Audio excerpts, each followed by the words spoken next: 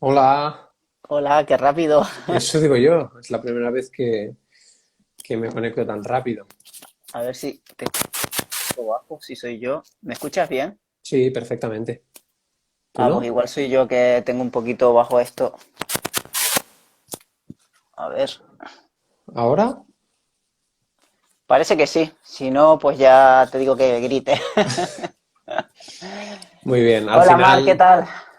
eh, hola tú también, Tamar. Al final, un matiz que quiero hacer importante es que iba a elegir la luz roja para hacer el directo, obviamente, pero como también sabiendo que quizá haya gente que luego lo vaya a ver por diferido durante el día y le vaya a resultar incómodo y tal, eh, por si alguien se pregunta, ¿por qué Marc, que acaba de sacar el libro de los ritmos circadianos, no lo hace con la luz roja? Bueno, normalmente a estas horas sí que lo haría, pero entiendo que será mucho más cómodo. Así que nada, es un placer estar compartiendo mi tiempo contigo en este directo, Tamar. Sí, bueno. Yo entiendo a Mar porque al final muchas veces estamos en esta tesitura, ¿no? De que hacemos un directo y si no ponemos una luz más clara, pues parece que luego no nos ven bien y la gente se queja porque es verdad que la visual no es buena, pero es verdad que una cosa es que nosotros respetemos los ritmos circadianos y lo divulguemos y siempre estaremos a favor de ello. Y de hecho, bueno, mira, ahí tienes mi luz roja Ujú. que utilizo cuando estoy aquí, pero evidentemente yo personalmente por una hora que esté conectada con un poco más de luz para que la gente me pueda ver bien la cara y para que nos pueda ver bien, yo no veo ningún problema a priori. Otra cosa es que hagamos esto, evidentemente, lo que hemos hablado siempre, lo que hablas tú en tu libro, ¿no? 8 o 10 horas al día debajo de focos, de pantalla de ordenador, no nos da la luz solar, etc, etc. Que eso es otra historia que si quieres la podemos hablar y podemos tocar ese tema luego para que tú le expliques a todos los deportistas que tengo yo en mi comunidad la importancia y el valor que tiene todo esto que divulgas en tu libro. Te lo agradezco. Pues nada, yo estoy abierto a que hablemos hoy de, bueno, supongo que tú también tienes aquí unos temas más interesantes, pero hoy vamos a hablar mucho del enfoque deportivo, muy a diferencia de lo que siempre hablamos de dieta keto y tal, solo para las personas iniciadas, etcétera, etcétera. Hoy vamos a hablar un poquito más enfocada en atletas, ¿cierto? Sí, porque sí es verdad que últimamente me está llegando muchísimas preguntas por privado y mensajes. También es verdad que evidentemente a mí me sigue una comunidad mucho más grande de deportistas de resistencia. Al final es lo que he practicado yo toda mi vida, es lo que me he dedicado. Y me hacen muchas preguntas y hay muchas dudas en cuanto a qué tipo de abordaje o cómo enfocar las cosas cuando estamos realizando un deporte tan demandante que puede ser un triatlón o un Ironman, como es mi caso, pero también puede ser incluso el de un culturista, que yo sé que tú conoces muy bien esos casos de tengo que ingerir 5.000 calorías y tengo que crecer y hago ayuno y dieta keto. Pues a lo Ujú. mejor no es lo más indicado. Pero bueno, vamos a ir por partes. En primer lugar, una de las preguntas que más me han hecho y que quiero hacerle a Mar hoy, porque para mí es un crack y una referencia en esto, es cómo abordar el caso de, a ver si coincidimos, porque me pasa mucho, ¿vale? Llega un deportista totalmente destrozado, microbiota intestinal destrozada, una inflamación abdominal cada vez que come brutal, incluso diarreas casi crónicas. ¿Y cómo le haces tú entender a esa persona el abordaje que tiene que llevar de entrada, dejando al margen muchas veces su rendimiento deportivo? Y a veces son incluso deportistas que quieren estar en la temporada, que están en medio de temporadas y que no quieren dejar la intensidad de entrenamiento con la que están ejecutando ese momento de la temporada. Yo, como bien dices, y creo que es algo que compartimos a nivel profesional, lo primero siempre está por delante la salud. Suena tópico, pero es que realmente antes que la composición corporal, antes que mejorar el rendimiento deportivo, al final está la salud, porque si no, yo que precisamente vengo, esto no lo sabe la gente, del mundo del culturismo de competición y de haber tratado con muchos atletas, el fin al final no justifica los medios, ¿no? Es decir, si vas a ganar o vas a competir a costa de sacrificar la salud a largo plazo va a ser insostenible, ¿no?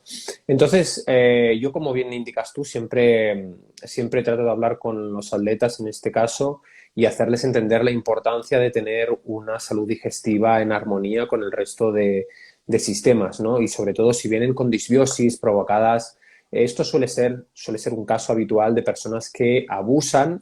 Supongo que ahí está el punto de la analogía entre los atletas de resistencia que llevas tú y muchos otros atletas de competición que he llevado en etapas anteriores de mi vida, ¿no?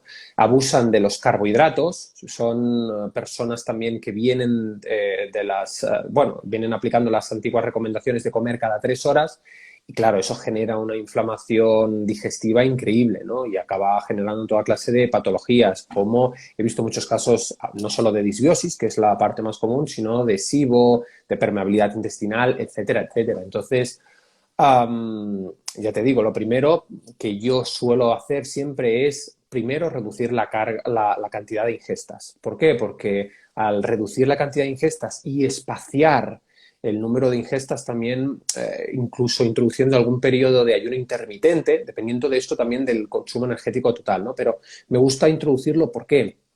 Porque es verdad que todo el mundo habla del ayuno intermitente por la mejoría de la sensibilidad a la insulina, que nos interesa, y la flexibilidad metabólica, que también nos interesa, pero por algo muy sencillo y muy desconocido por el público común, y es la activación del complejo motor migratorio. Sí, esa clase de patrones de movimientos involuntarios que se dan en nuestro cuerpo en ausencia de nutrientes que precisamente favorecen la limpieza de esos productos de desecho que se dan naturalmente con las ingestas. Entonces, al promover ese complejo motor migratorio, espaciando las comidas y reduciendo el número de ingestas, reducimos la inflamación digestiva. Si además, como te digo, combinamos con algún protocolo de ayuno intermitente, también estaremos poco a poco desinflamando el tubo digestivo para posteriormente, en un futuro, reintroducir el carbohidrato. Yo es lo que siempre le digo a los atletas. Eh, ¿Tenemos que estar con el auge del ayuno intermitente y la dieta cetogénica todo el año utilizando estos periodos? No, pero sí que son estrategias puntuales que bien pautadas y bien contextualizadas, sobre todo antes de los periodos, lógicamente, de mayores exigencias a nivel deportivo, a nivel energético, para preparar el tubo digestivo y luego empezar a reintroducir el carbohidrato estratégicamente. Ahora bien, tú lo sabrás, ahora me darás tu opinión al respecto. Se ha visto en los últimos años, sobre todo gracias a los profesionales que saben implementar estas estrategias, que no se necesita una cantidad tan elevada de hidrato de carbono para rendir a intensidades máximas y que atletas que trabajan de base una buena flexibilidad metabólica tienen muchísimos más recursos cuando en casos de actividades tan prolongadas como en el caso de tus clientes, cuando se agotan las reservas de glucógeno, poder acceder eficientemente a las reservas de grasa o, en el caso de que sean actividades intensas, favorecer la gluconeogénesis. Entonces, la eficiencia de ese rendimiento deportivo en ausencia de carbohidratos vendrá determinada por la fase previa. Y esa fase previa, lógicamente, pues tienes que tener el entorno digestivo bien preparado y sobre todo realizar periodos de descargas de carbohidratos para minimizar la inflamación digestiva. Vaya, ese es el abordaje que yo suelo hacer. Sí, y totalmente de acuerdo y además ya sabes que muchas veces hemos compartido algunas situaciones y en ese aspecto sí que estamos de acuerdo. A mí lo que más me cuesta, y lo entiendo, ¿vale? Porque yo soy de las deportistas que vengo de ingerir 100 gramos de hidratos de carbono en la hora. Para mí, ahora a día Uf. de hoy lo pienso y me parece una auténtica atrocidad lo que hice, que obviamente así acabé Wow. como acabé, claro con una disbiosis de caballo, unas inflamaciones, náuseas. Yo corría y yo recuerdo una anécdota de estar corriendo series, un gran entreno, pararme, vomitar, seguir, pararme, vomitar. Uf. Y yo decía, Dios mío, pero esto no puede ser sano. No. Era lo que pensaba, ¿no? Pues a mí lo que más me cuesta personalmente hacer entender a todos estos deportistas que llegan con mi mentalidad de antaño es cuando empiezan a implementar, por ejemplo, entrenar en ayunas Un gran y reto. y te dicen, ¿cómo voy a entrenar en ayunas? Si es que salgo en bici a los 30 minutos hago así al maillot para sacar un gel porque me falta la energía. Ahí te das cuenta del daño metabólico que tiene esta persona. Ujú. De hecho, yo siempre suelo hacerle reflexionar a las personas acerca de, sobre todo los deportistas, perdón, acerca No, de su glucodependencia. Es decir, realmente hagámonos el planteamiento. Si tenemos atletas de talla mundial como Rich Froning, que es tetracampeón de los CrossFit Games, es decir, no estamos hablando de gente común. Tenemos gente como Michael McKnight, no sé si estás familiarizado con esta persona, que realizó hasta 160 kilómetros en ayunas corriendo. Es señal de que si nos asusta estar unas horas sin comer carbohidratos, quizás eso es una señal de que somos realmente glucodependientes y tenemos una baja capacidad para oxidar los ácidos grasos de manera eficiente, ¿no? Una baja flexibilidad metabólica. Entonces yo creo que más allá del propio concepto de utilizar eficientemente un tipo de sustrato energético u otro, una de las cosas o de los mayores beneficios que yo le veo a la flexibilidad metabólica es precisamente el hecho de rendir sin tener que estar constantemente preocupándote de qué comer, qué cantidad de carbohidratos, hincharte a geles, porque además provocan unos picos de hiperglucemias y hipoglucemias reactivas, desbalances en los electrolitos, por el sodio, el potasio, todo esto. Y lo que dices tú es que al final acaban mermando muchísimo la carrera del deportista porque se ve fuertemente condicionada por alteraciones digestivas. Entonces, yo creo que parece que todo el mundo en el sector de la salud o en el sector del rendimiento, en este caso como tú y como yo, se centren en mejorar el rendimiento y nunca tengan en cuenta la duración de la carrera deportiva del atleta. Entonces, yo creo que hay que Pero mirar las dos líneas. Pero Omar, yo que vengo de un deporte muy exigente como es el triatlón, vinculada a muchos ciclistas y demás, te puedo decir que realmente la salud del deportista, de la persona, del humano, a esos niveles no importa, pero nada. Claro. Esto es que me des éxito durante 5, 10, 12, 15 años y luego fuera el siguiente, ¿cuál es el chaval de turno que tiene 20 que ahora lo voy a explotar? Y eso lo he visto yo. Y he visto mucha gente que ha acabado muy mal, que terminan con un metabolismo tan dañado y un principio de desarrollo de enfermedades metabólicas y autoinmunes que terminan causando esos desbalances y desequilibrios hormonales que sabemos que ocurren y al final esa persona acaba depresiva, desmotivada ante la vida, sin energía y he visto gente realmente mal y bueno, y en serios problemas de salud psicológicos. Ujú. Entonces, cuando hablamos de deporte de alto rendimiento, no hablamos de salud. Yo siempre lo he dicho, el deporte de alto rendimiento no es salud. ¿Cuál es el problema? Cuando llega el deportista amateur y quiere imitar al deportista de alto rendimiento, porque las Completamente. marcas te venden que, por ejemplo, pongo un ejemplo que no tiene nada que ver. El gran Javier Gómez Noya en triatlón, que no tiene nada que ver, me estoy inventando lo que estoy diciendo, consume 100 gramos de hidrato de carbono a la hora con este gel. Y ya todos los amateurs piensan que tienen que ingerir 100 gramos de hidrato de carbono con ese gel. Entonces es cuando tenemos un serio problema de salud. Porque además, esa persona además llega a casa y se come la pasta, el plato de pasta, y se come luego el pedazo de tarta que le ha hecho su mujer o el bollo, y a media tarde, como he quemado un montón en el entrenamiento, me puedo permitir volver a subir la glucosa con fruta y no sé qué y no sé cuánto, y estamos continuamente, la gente no es consciente, en un desgaste, por utilizar alguna palabra, de nuestro nivel energético, Ujú. metabólico, hormonal, que crea verdaderos destrozos.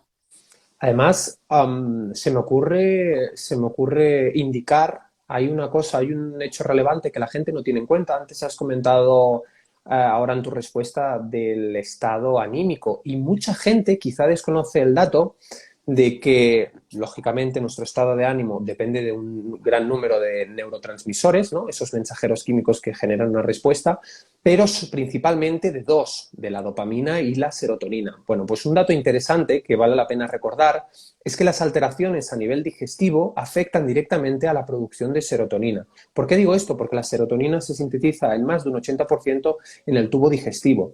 Entonces, si tenemos alteraciones en las comunidades bacterianas en ese tramo del tubo digestivo, probablemente tengamos dificultad a la hora de producir serotonina.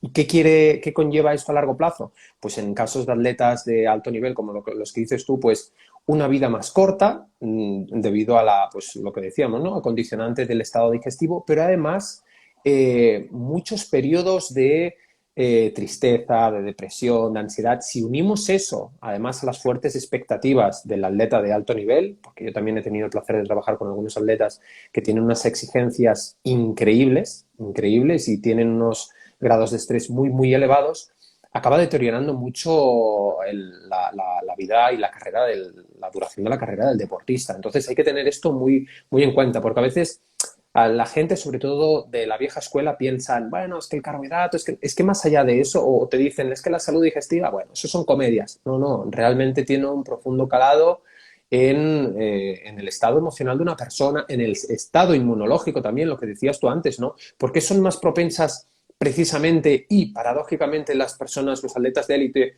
a tener enfermedades autoinmunes?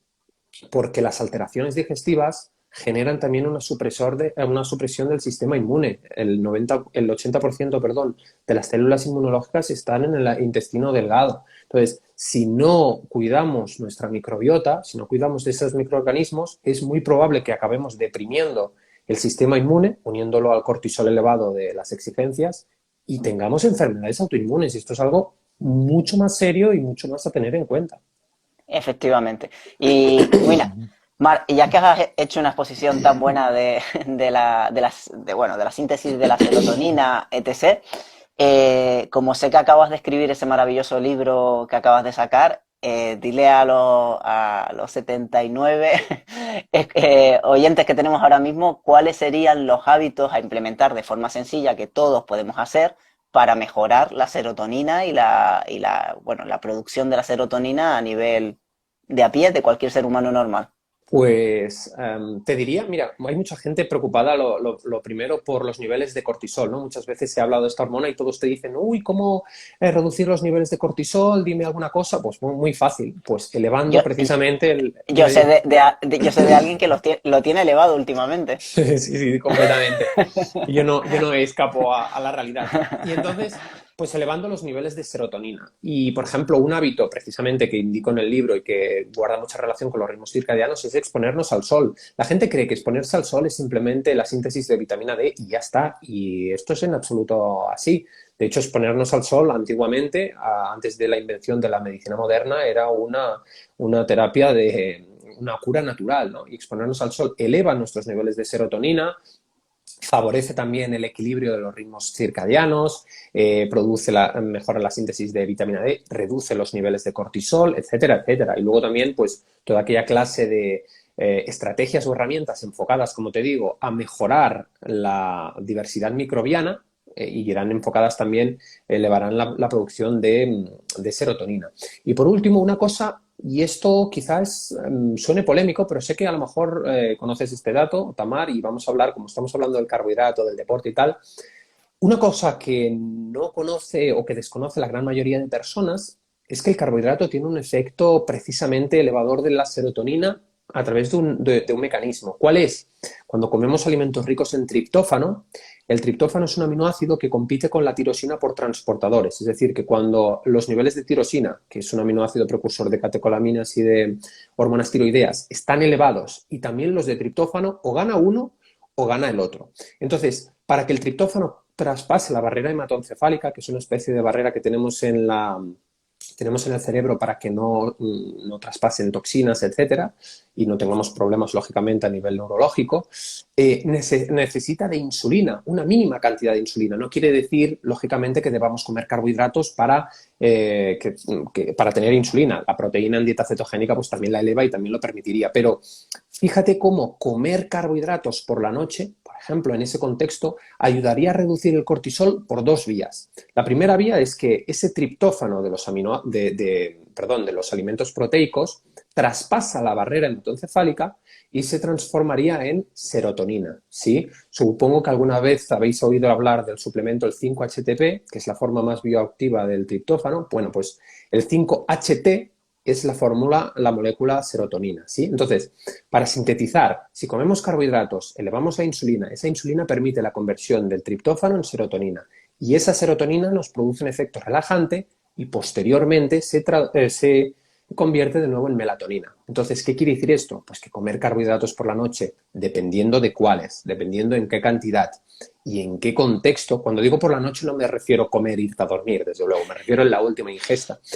Nos puede beneficiar no solo a nivel del rendimiento deportivo, recargando nuestras reservas de glucógeno, sino disminuyendo los niveles de cortisol. Y luego la segunda vía, que la gente también apasionada por la bioquímica como yo entenderá fácilmente, el cortisol es una hormona hiperglucemiante, es decir, eleva los niveles de glucosa en sangre. La insulina es una hormona precisamente que hace lo contrario, reduce los niveles de glucosa en sangre.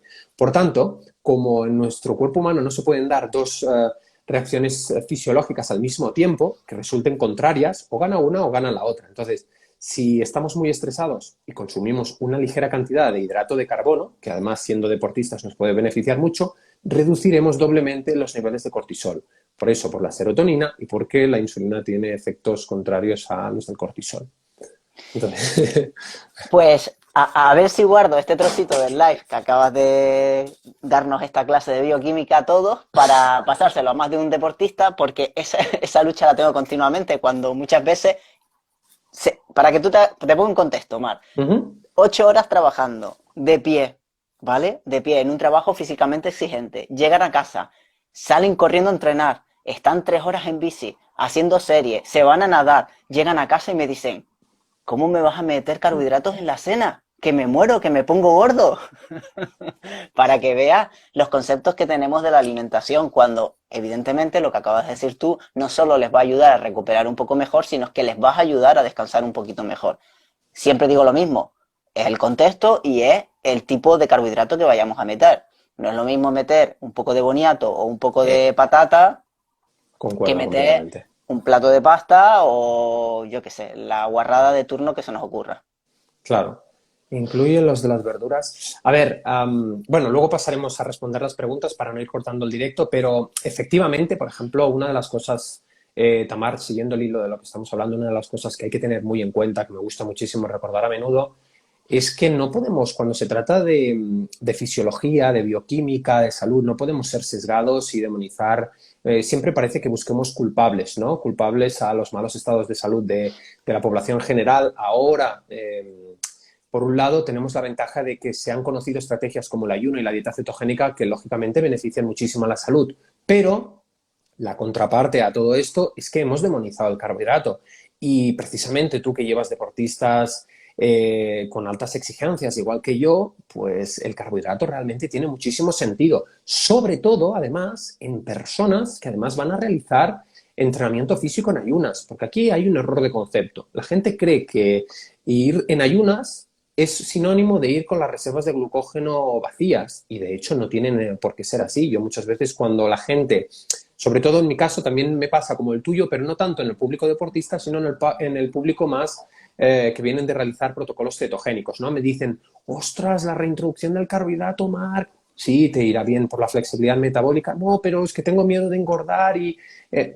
primero, lo principal de todo es que si tú introduces carbohidratos como los que has comentado, Tamar, del boniato, de la patata, etcétera, recargarás parcialmente las reservas de glucógeno, obtendrás los beneficios que acabo de explicar a la hora de disminuir los niveles de cortisol y te permitirá un beneficio adicional que cuando entrenes en ayunas sin nada en el tubo digestivo, pero con las reservas de glucógeno llenas, rendirás, sobre todo en deportes anaeróbicos intensos, exigentes como pues, entrenamientos de CrossFit, de fuerza, etcétera, muchísimo, muchísimo, muchísimo mejor. ¿Por qué? Porque la gente conoce que en estado de ayunas en una dieta keto, la gluconeogénesis te puede servir para sintetizar glucosa y eso está muy bien. Pero lo que la gente se olvida de recordar es que la gluconeogénesis es un proceso mucho más costoso que la glucogenólisis, que es la degradación de glucógeno. Entonces, todo esto sintetizando, ¿qué quiere decir? Que saber cuándo introducir los carbohidratos, en qué cantidad, con qué frecuencia y en qué persona resulta clave para optimizar el rendimiento deportivo, la salud, etcétera, etcétera. Entonces, yo creo que con el carbohidrato existe muchísimo dogmatismo. Y luego ya el colofón es lo que me has dicho tú, es decir, ¿engordamos por introducir carbohidratos por la noche? La respuesta es que no, que para que exista un exceso de glucógeno que se vaya a transformar en forma de grasa a través de la lipogénesis de novo, necesitamos cantidades tan elevadas de hidrato de carbono que en una ingesta es prácticamente imposible llegar a cubrirlas, porque las reservas de glucógeno hepático son aproximadamente en un adulto medio entre 100 y 150 gramos y en los músculos entre 300 y 400 gramos de una persona no entrenada. Entonces, ¿os imagináis 500 gramos de glucógeno en una comida? Que estamos hablando de que a lo mejor 100 gramos de arroz tienen unos 80 gramos de hidrato de carbono. Necesitaríamos 1,5 kilos para rellenarlo. Eso no se lo come nadie, entonces no tengamos tanta fobia al carbohidrato. Claro, es que el problema de todo esto es que evidentemente una persona que no hace deporte, que tiene vida sedentaria, que está expuesta a la luz artificial 12 horas al día, que no le da la luz solar, no respeta sus hábitos de vida, sus genes, todo lo que ya sabemos, todo lo que expones en tu libro, eh, comerse, yo qué sé, un plato con 400 gramos de boniato le va a subir tanto la insulina que le va a hacer acumular grasa en su cuerpo. Evidentemente, sí, claro, claro. Pero una persona que hace una recarga con 400 gramos de boniato, que me lleva entrenando de lunes a viernes toda la semana, Claro. haciendo series corriendo el martes, miércoles bici, rodillo, serie, natación, 4 sesiones, bla, bla, bla, bla. Yo le hago una recarga el viernes por la noche, el sábado tiene el entreno largo de bici, de 3 o 4 horas con serie, Imagínate. y me llama y me dice, es que he hecho 3 horas y solo he tomado 20 gramos en la última hora de carbohidratos, y es que he volado, tía, es que lo he petado. Normal, Claro. normal. Y Además, ahí, cuando te dicen, tú que dices ahora de las recargas de carbohidratos, a mí cuando una persona hace ayuno intermitente y una descarga de lunes a viernes y encima deporte, teniendo en cuenta tu contexto, ahora hablaremos si tú también piensas igual, que el día siguiente tiene una salida larga y encima con desnivel o tal, yo le digo que carbohidratos al fallo. Cuando me dicen, ¿a qué cantidad? Al fallo. Al fallo es quiere que decir hasta que reviente. Mar, se cabrean cuando no les ponemos cantidades, tío.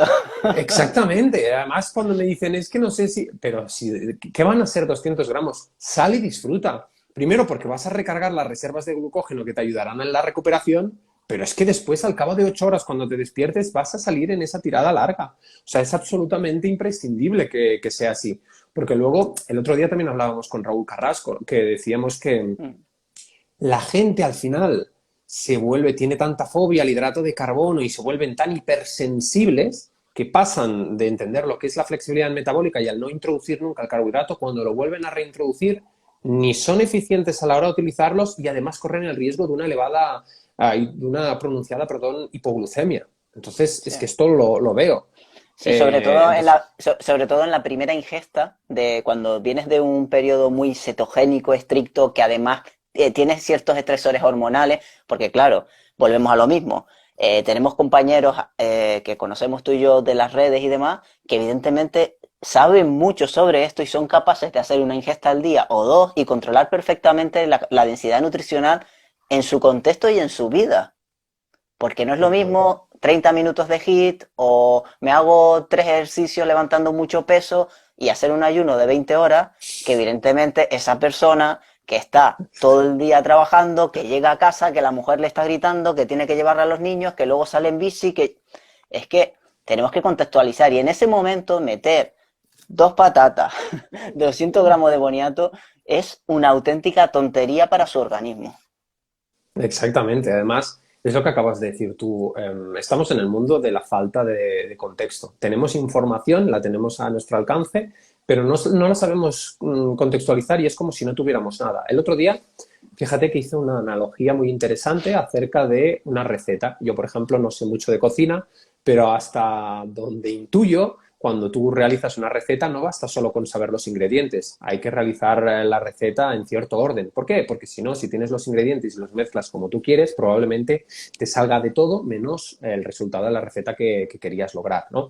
Entonces, con el entrenamiento sucede lo mismo, con la alimentación sucede lo mismo, el ir implementando estrategias sin ningún tipo de control, sin ningún tipo de contextualización, nos puede llevar a obtener los perjuicios de una buena estrategia. Fíjate, el ayuno intermitente puede ser muy bueno, pero mal gestionado puede provocar muchos perjuicios. Lo que dices tú, el carbohidrato puede ser efectivo en ciertas condiciones, en ciertos contextos y en otros no. Entonces yo creo que es como el que va al gimnasio y dice, bueno, me voy a hacer un poco esta máquina, la otra, la otra, la otra. Todos sabemos que eso al final no lleva a ninguna parte. O es como si yo, que no es mi rama en concreto, quiero hacer triatlón y te digo, pues mira, hoy voy a empezar a hacer, no sé, 3.000 metros en la piscina, voy a hacer 12 kilómetros y voy a hacer 60 en bici.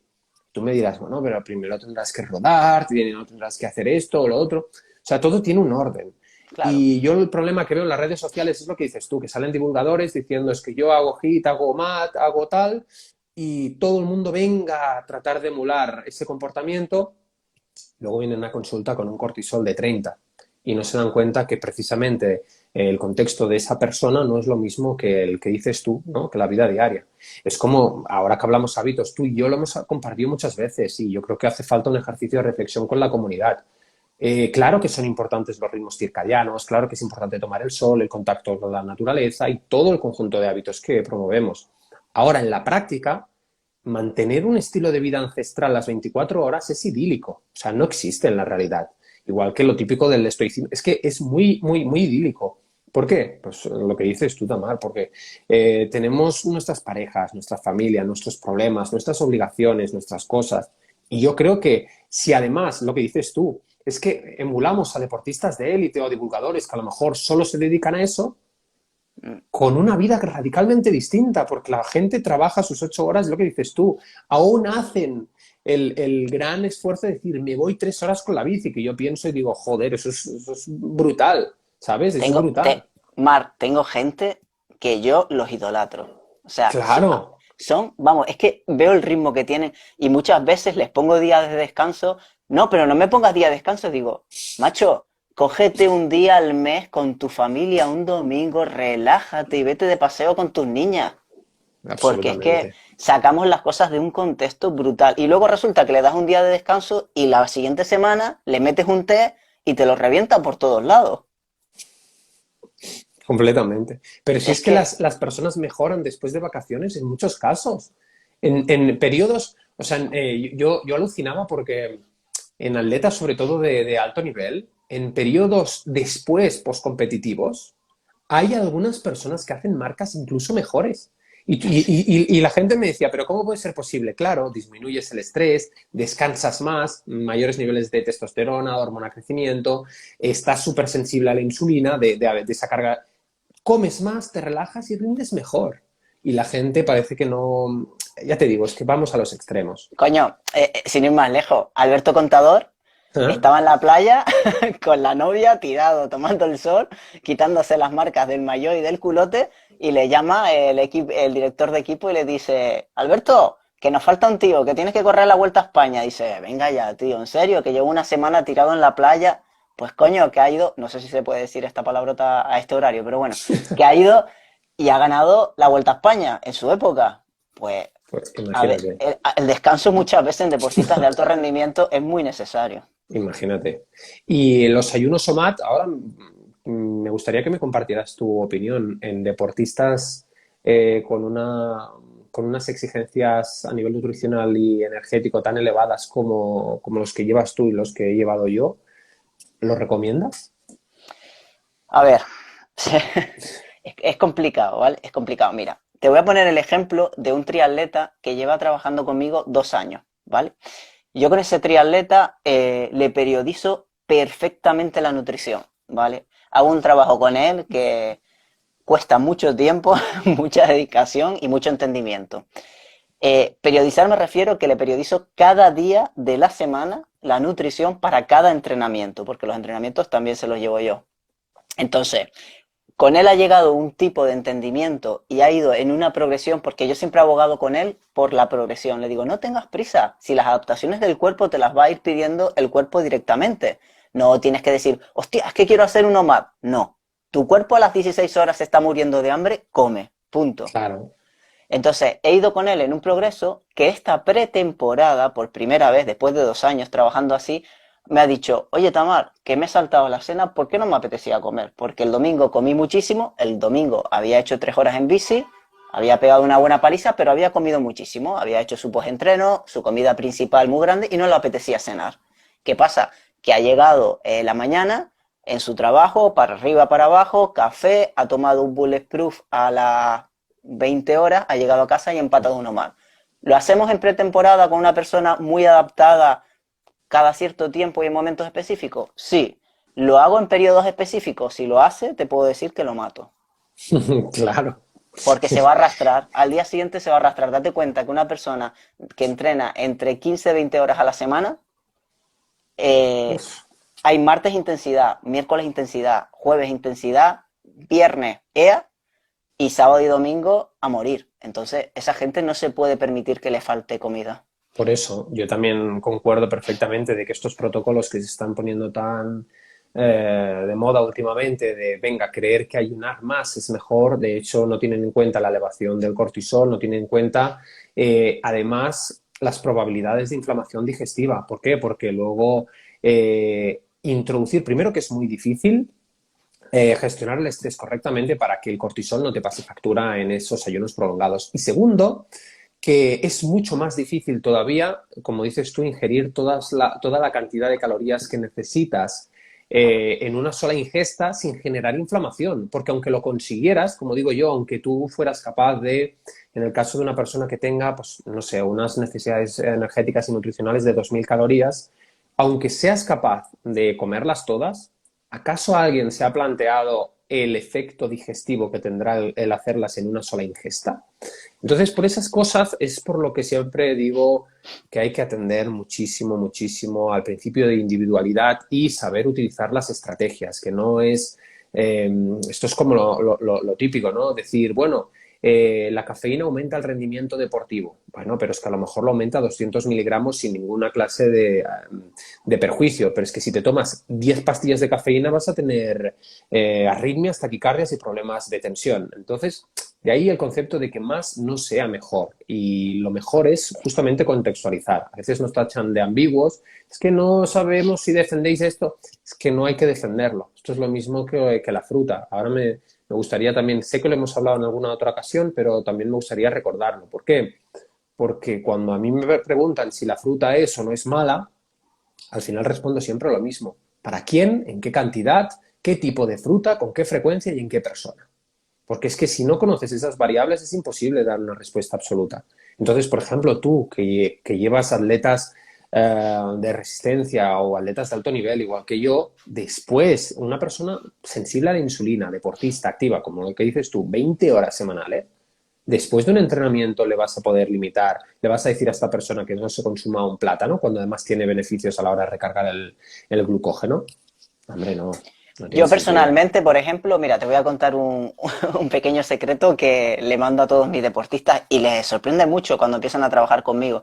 Una de las cosas que a mí más me gusta es incluirles un poco de papaya post-entrenamiento con la proteína que seleccione en ese momento.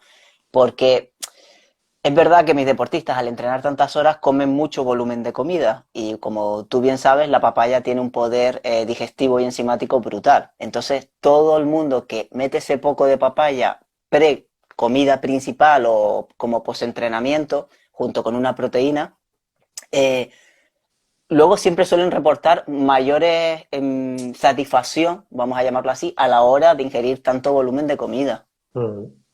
Co- Completamente. No, no, si el caso, papaya, la piña, el mango incluso, que también tienen, son ricas en enzimas, pero sobre todo, pues eso, el entender que no hay que demonizar nada.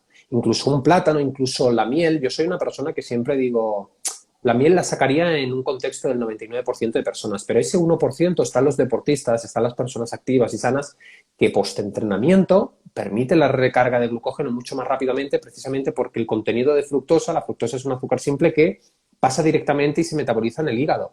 Entonces, una parte de esa fructosa se acaba convirtiendo en glucosa a través de ciertas enzimas que tenemos a nivel hepático. Entonces, ¿qué quiere decir esto en la práctica?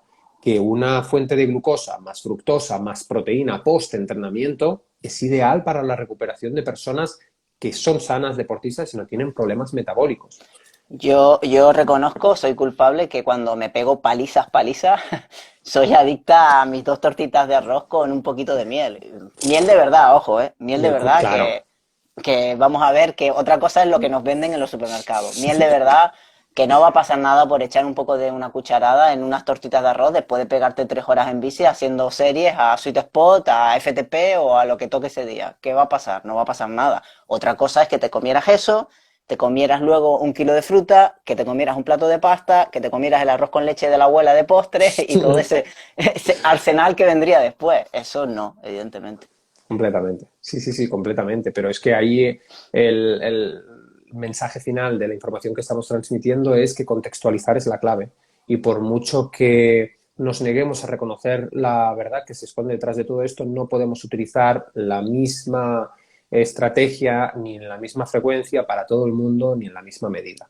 Así Claro. que yo eso de decir, venga, todos ayunar 16 horas, hacer dieta keto y ya está, me A chirría. ver, yo entiendo, Omar. A ver, voy a romper una lanza a favor del otro lado.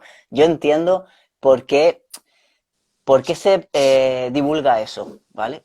Y es que hasta ahora lo que más hemos escuchado a través de recomendaciones oficiales y de marketing de industria alimentaria es aumentar la ingesta de carbohidratos en nuestra alimentación. Entonces la gente lo ha normalizado y ha llegado un momento en el que o sea, a la gente común le parece normal tomarse el zumo de naranja Sí, sí, con eso sus es. tostadas, con mermelada y tal. Yo entiendo que ese sector, y yo incluida, somos a veces tan extremistas porque queremos hacer entender a la gente que, ojo, lo que estás haciendo te está enfermando, te estás equivocando. El problema está en que luego eso lo traspasamos a los deportistas que Claro, tienen otras necesidades y nos volvemos locos. Porque a mí me ha llegado gente con un cortisol disparado. Le digo, ¿pero qué estás haciendo? No, no, yo como súper bien. Digo, ¿y qué comes? Una comida al día y entreno 4 horas claro, al es que día. ese es el tema. Y Es que digo, pero llegas a los requerimientos, tú estás contando las calorías, estás contando el sodio, estás contando las proteínas. No, no, no cuento nada. claro, es que ese es el tema. Y hablamos siempre de personas deportistas. Fíjate tú que yo creo que la labor, o sea, ser profesional a nivel divulgativo quiere decir tener en cuenta todos los contextos, ¿no? Y se me ocurre que muchas veces hablamos de o personas sedentarias o personas deportistas. Pero es que a lo mejor nos estamos, o personas enfermas que deben de excluir esta clase de carbohidratos. Pero es que luego existen también una minoría de personas que también nos siguen, que son personas que quieren ganar masa muscular. Entonces, muchas veces surge la duda de, ¿el ayuno intermitente es la mejor estrategia para ganar masa muscular? Probablemente no. No quiere decir que no se pueda, pero no quiere decir que sea lo mejor. Entonces, es como me dice la gente, es que no sé qué protocolo utilizar para ganar masa muscular porque hago OMAT una vez a la semana y suelo hacer 2 ingestas.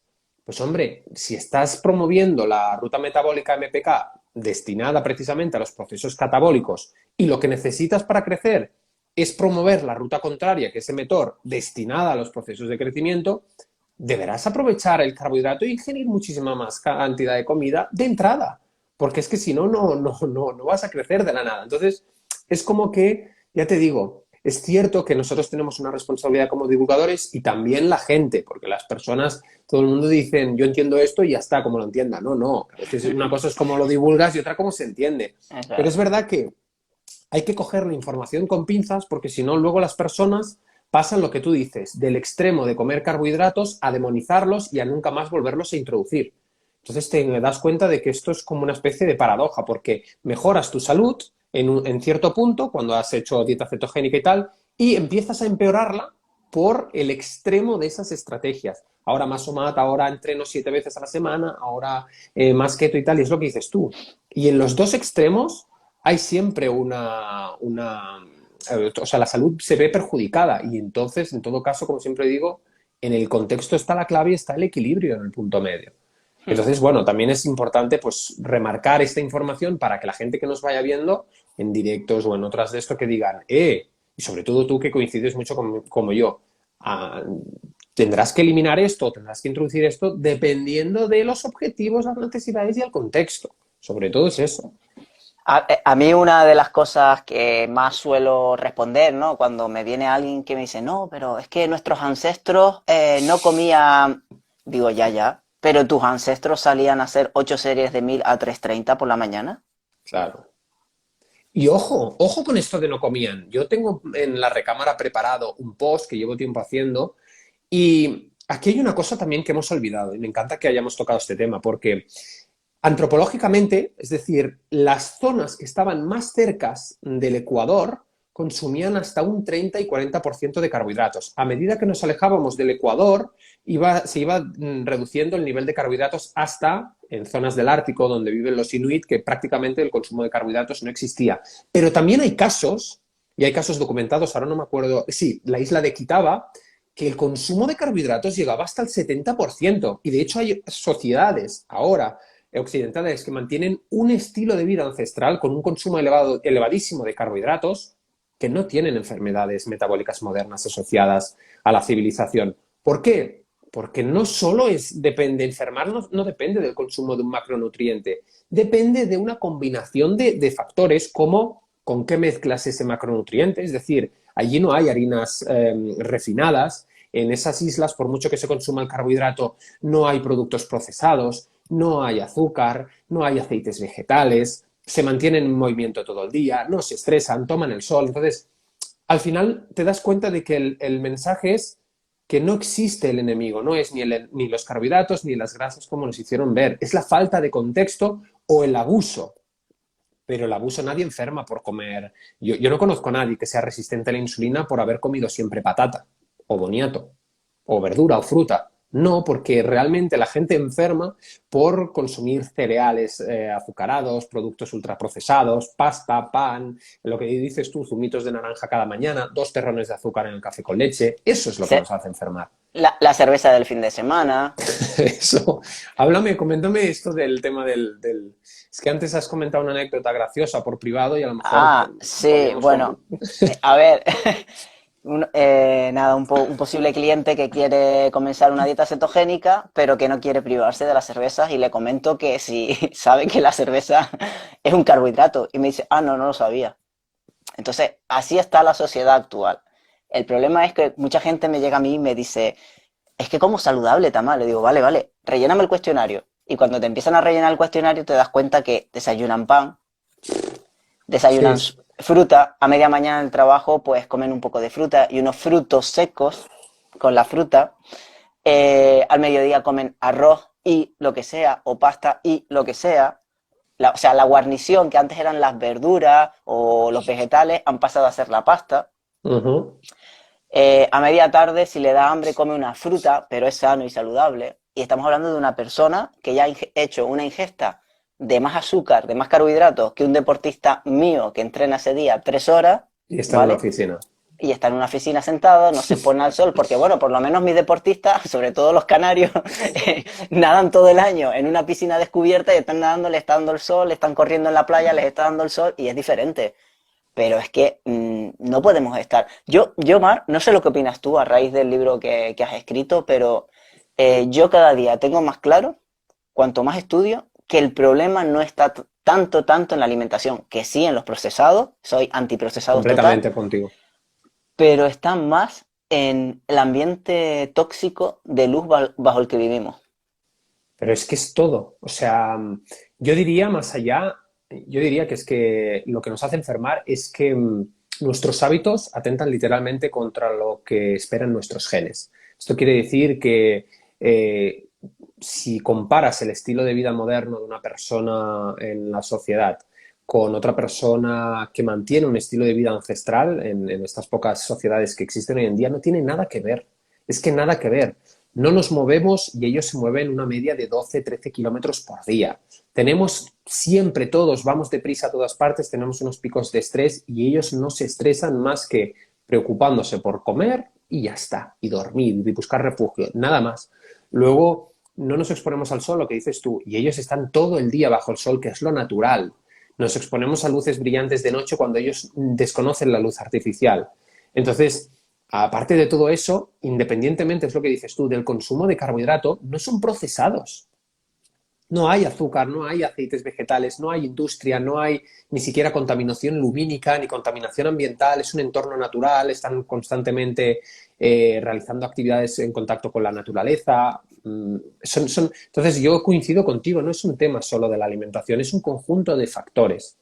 Y es verdad que el espectro de salud se declina hacia a más recuperemos muchos de los viejos hábitos que nuestros ancestros tenían, muchísima más salud adquiriremos. Y, por el contrario, a más nos alejemos de ese espectro de hábitos, más enfermaremos. Yo creo que Exacto, es... correcto. Totalmente de acuerdo.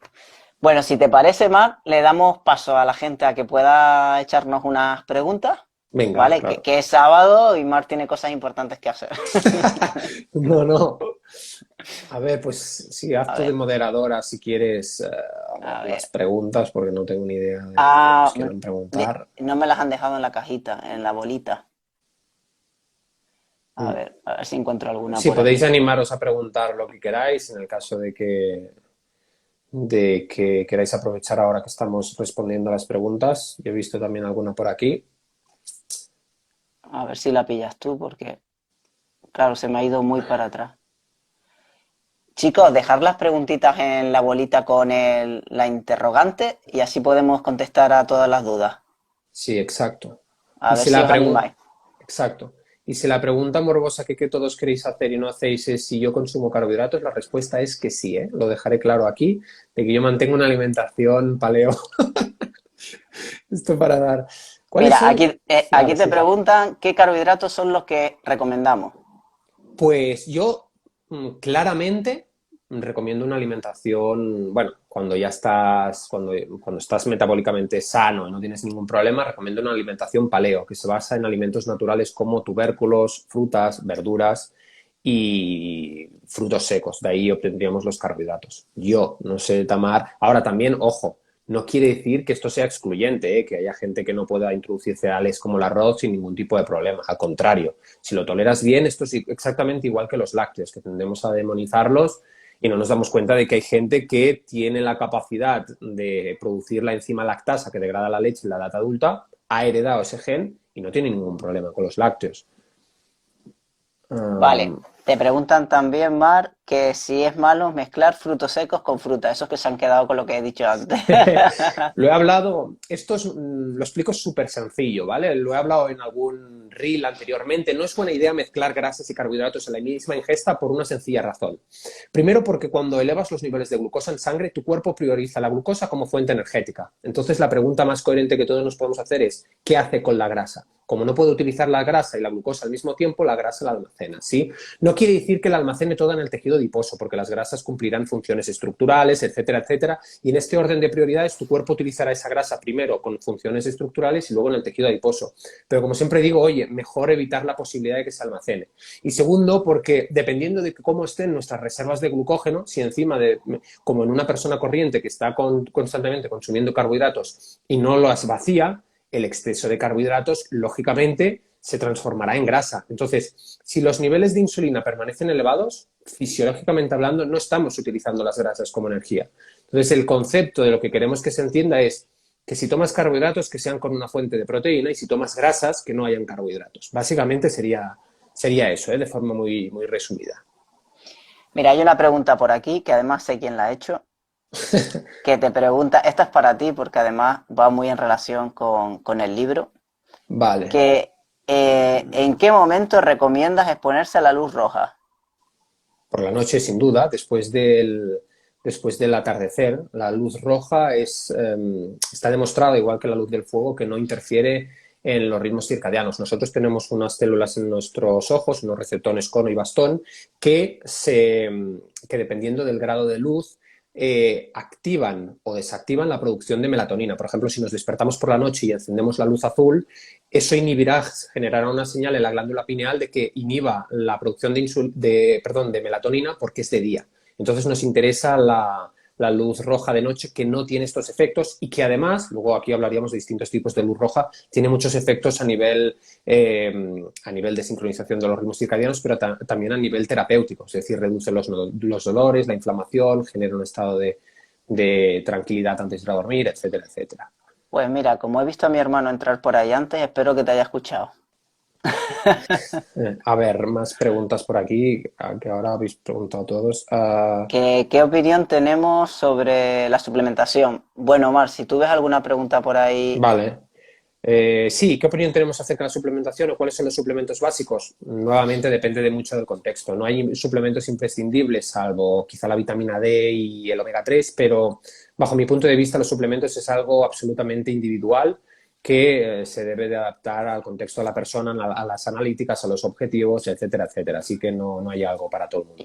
Yo estoy totalmente de acuerdo con Mar y lo único que añadiría es que quizás el suplemento estrella que yo siempre recomendaría de forma general a casi todo el mundo es el magnesio. El magnesio, sí, yo los tres que recomiendo. Omega Por 3, la, vitamina D y magnesio, sí. exacto, por la gran explotación y deficiencia que tenemos ahora mismo del magnesio, por la explotación de los suelos, la falta que hay en los alimentos, etc. Hmm. ¿Puedo restringir carbohidratos y aumentar músculo? Sí, pero de forma delimitada. ¿Por qué? Porque los carbohidratos estimulan la insulina permite la síntesis proteica muscular y el crecimiento muscular no se da sin síntesis proteica muscular. ¿Que lo puedes hacer con las proteínas? Sí, pero de forma mucho más limitada. Has visto, me he superado respondiendo en 30 segundos, ¿eh? ¿Qué opinas de Sí. la berberina? Sé que no es muy en el tema, pero quisiera saberlo. La berberina es pues, un suplemento natural procedente de una planta que tiene efectos muy parecidos a la metformina, ¿vale? Al fármaco metformina, es decir, antihiperglucemiantes. Yo la recomiendo en personas que tienen problemas metabólicos antes de las ingestas, como el ácido alfa-lipoico o el picolinato de cromo. Vamos, no has hecho un reel más rápido en tu vida. Ya te digo, tengo que hacer los reels, tardo 3 minutos y estas respuestas son. A ver si me los guardas y las puedo subir luego. Para el entrenamiento de musculación en ayuno intermitente, ¿qué hay que suplementar? Pues bueno, a mí me gusta suplementar con aminoácidos esenciales, con el fin de evitar la gluconeogénesis procedente de los aminoácidos del tejido muscular, precisamente en deportes también de mucha exigencia como los que practica Tamar. Para seguirlo, ¿cuál es su Instagram? Ostras, si no me sigues, entonces sí que te has perdido muchísimas cosas de salud, ¿eh? Si no me Pues, sigues es un deber. pues pincha en su nombre arriba Y ya está. y ya está, y le sigue. Vale, pues en principio, por tema de carencia de minerales, tú dice Tamar, suplementar también con zinc y selenio, ¿qué piensas? A ver, es que estaba leyendo uno ahí que me recomiendan la cafeína en entrenos largos en ayunas. Muy bien, buena pregunta. Buena pregunta, sí. Bueno, ¿cuál era la pregunta tuya, Mar? Que sí, también debido a lo que has comentado de la pobreza de los suelos que nos encontramos hoy en día, sí es buena idea suplementarse con zinc y selenio. A ver, mala idea no es, ¿vale? Eso partiendo de una base. Como Mar dijo antes, primero habría que ver una analítica, un contexto y tampoco tomar suplementación por tomar, no lo veo coherente. Pero sí es verdad que, por ejemplo, yo en ciertos periodos al año, no siempre, 2 periodos al año, suelo recomendar ese tipo de suplementación a mis deportistas, pero también es verdad que con mis deportistas estamos hablando de unas exigencias muy altas. ¿Vale? Y luego el selenio lo utilizo mucho con enfermedades autoinmunes tipo hipotiroidismo, etc, etc. Completamente. Para la caída del cabello. Muy bien, sí. Mm. ¿Qué comerías 1 hora y media antes de entrenar si tienes bajo peso y baja grasa y no se recomienda ayuno? Bueno, pues alguna mezcla, dependiendo de tu estado digestivo y si tienes sensibilidad a la insulina, alguna mezcla de algún tipo de papilla de asimilación rápida para que no te interfiera a nivel digestivo. Puede ser papilla de arroz, harina de avena con algo de proteína, algún tipo de proteína secuencial. Esto depende mucho también del contexto de tu alimentación, de tu estado digestivo. Es que aquí hay muchísimos matices. Tengo un post y un podcast hablando de nutrición en torno al entrenamiento que quizá te interese. Y ya está, ¿no? Sí. Por ahora nadie se anima eh, a preguntar nada, ¿no? Eh, responde si quiere la última, Mar, la de si Sí, sí. recomendamos la cafeína. Ah, mira, ¿qué suplemento consideran imprescindible para cualquier persona en estos Sí, tiempos? Ah, sí, vale, es esta ya lo que está había. contestada. Eh. La de la cafeína en entrenamientos en ayunas. A, Entrenamientos largos. a mí, desde luego, eh, justamente y aprovechando la ocasión, estoy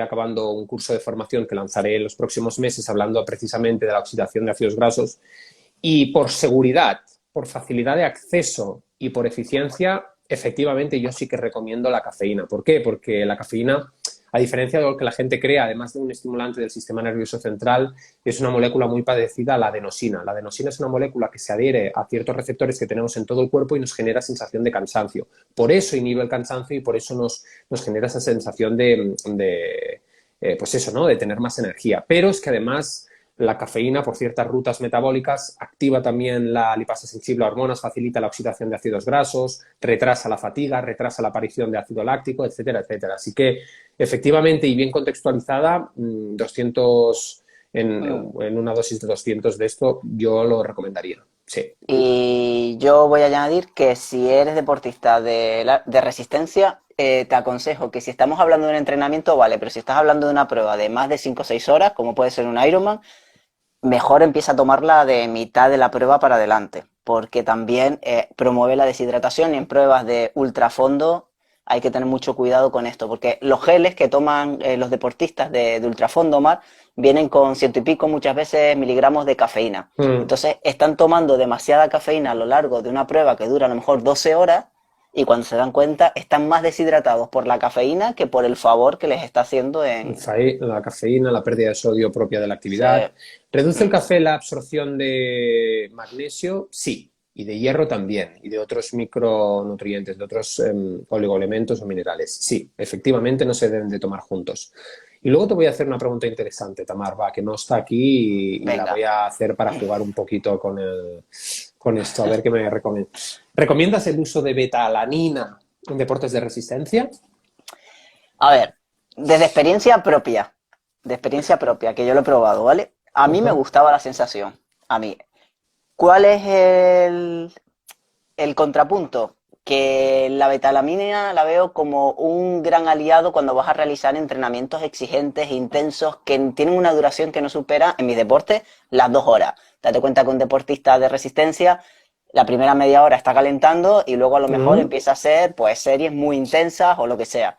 Yo lo que hacía es que más que tomármela desde casa, me la tomaba cuando estaba calentando en bici, por ejemplo y luego notaba sus efectos cuando estaba haciendo la parte central del entrenamiento, que eran las series. Ah, Cierto es que para ese tipo de entrenamiento yo le veía realmente resultados. Que tenga un beneficio acumulativo a largo plazo en un periodo específico de la temporada con deportistas de resistencia, imagínate que te digo 3 meses donde vamos a meter mucha intensidad porque es el periodo específico precompetición, puede tener mucho sentido. Pero para deportes de resistencia, quizás me decanto un poquito más por la citrulina. mm. Yo me decanto por la combinación de ambas. La betalanina, la verdad que me gusta Sí, mucho porque, bueno, los efectos, y los suplementos que actúan como efecto tampón, como el bicarbonato tampón. también, me gusta mucho porque evitan la acidez, la acidificación del ácido, perdón, del medio ambiente, es decir, la elevación del pH y la acumulación de lactato, mejorando el rendimiento deportivo en deportes tanto de resistencia como en deportes intensos. Pero lo único malo de la betalanina es que a grandes dosis o en personas muy sensibles genera parestesia, que es una picor en la cara, en Me las manos. pasaban, me picaban hasta las orejas, era muy incómodo. De ahí Eh, que se suplemente también, es lo que dices tú, con algún precursor de óxido nítrico como la citrulina o la arginina, porque el óxido nítrico ensancha las arterias, permite mayor flujo sanguíneo, mayor recuperación, mayor oxigenación y por tanto también menor, pues eso, menor efecto secundario de la parestesia.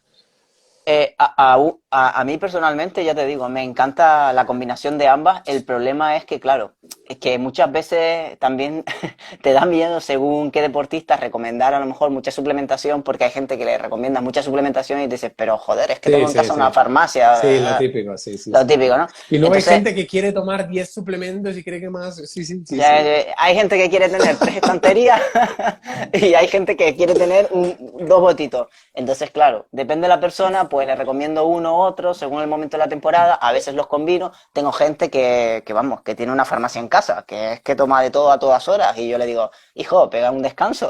Exacto, sí, sí, sí. Vale, pues Pues yo nada, supongo que con esto damos concluido porque no hay más preguntas, así que me alegro muchísimo de haber compartido contigo este ratito de mi tiempo. Una gran profesional, gran mujer, gran persona, gran todo. Y nada, estaré encantadísimo de hacer más directos, de responder dudas, de compartir contigo mi tiempo. bueno, en primer lugar, Mar, mucha suerte con este pedazo de curso que estás haciendo, que me consta que va a ser brutal. Intentaré. Así que a todo el que pueda estar interesado, no deje de estar pendiente a la cuenta de Mar, porque evidentemente va a sacar un súper y un pedazo de curso. Ujú. Y luego, por otro lado, a modo personal, pues nada, para mí siempre es gratificante tener estos ratitos con Mar, porque al igual que él y otros compañeros del sector, pues he aprendido igual muchísimo de él que mucha gente, bueno, incluso de, de ídolos que tenemos en común. Ujú. Y bueno, y a mi comunidad, nada, que estén muy pendientes la próxima semana, que yo también voy a sacar mi proyecto personal de Qué guay. comunidad y espero poder ayudar a muchos deportistas de resistencia que pasan por lo que yo he pasado y que no tengan que pasar por ello. Qué bien. Qué bien. Enhorabuena también por eso, Tamar. Muchas gracias. Pues quedará guardado el directo, ahora lo compartiré desde Stories y muchísimas gracias. Seguiremos Seguiremos a trabajando ti, para Mar. traerlo mejor. Un fuerte abrazo, Reina. Que vaya Chao. todo muy bien, chicos.